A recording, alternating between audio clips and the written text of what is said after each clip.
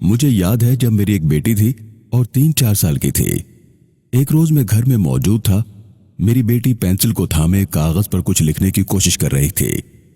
اس کی پوری توجہ اس لکھنے پر تھی، جبکہ میں محبت بھرے جذبات سے اپنی بیٹی کو دیکھ رہا تھا کہ دیکھوں کہ کیا لکھتی ہے۔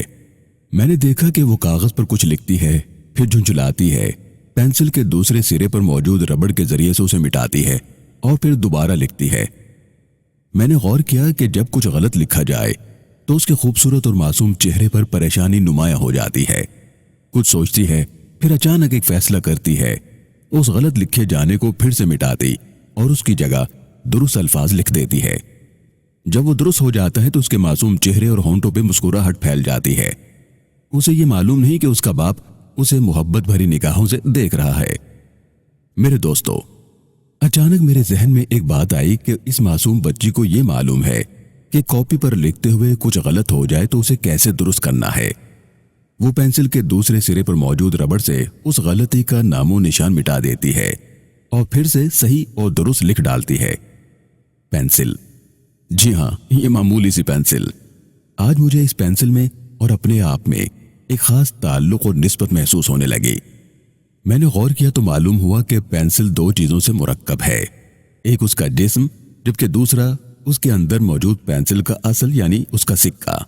میرے پیارے دوستو، پینسل اس وقت تک کام نہیں کر سکتی جب تک مشقت، تکلیف اور مجاہدے سے نہ گزرے، یعنی جب تک اسے شارپنر سے شارپ نہیں کیا جاتا وہ کچھ بھی تحریر نہیں کر سکتی۔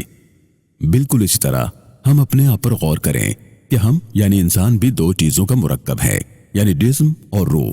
جسم فانی ہے اور روح اصل ہے۔ جس طرح پینسل سے لکھتے ہوئے اگر کوئی غلطی ہو جائے تو پینسل پر ہی موجود ربڑ کے ذریعے ہم اس غلطی کو ختم کر سکتے ہیں، مٹا سکتے ہیں۔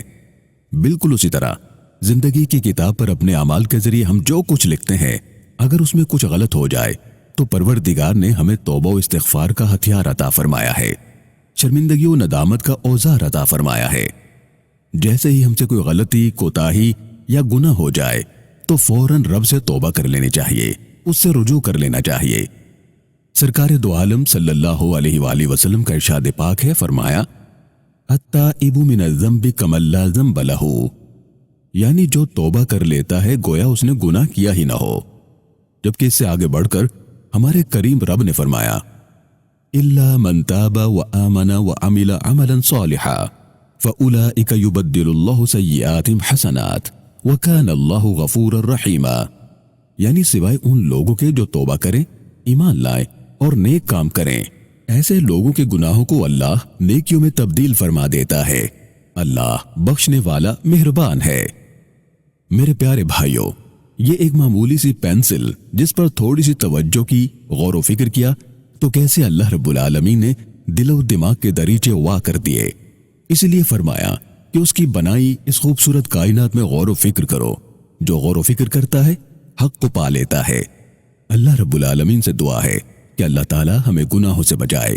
اگر گناہ سرزد ہو جائے، غلطی ہو جائے تو اس پر ڈٹنے کے بجائے اس پر ندامت اور توبہ و استغفار کی توفیق عطا فرمائے۔ آمین۔ والسلام علیکم ورحمۃ اللہ تعالی وبرکاتہ۔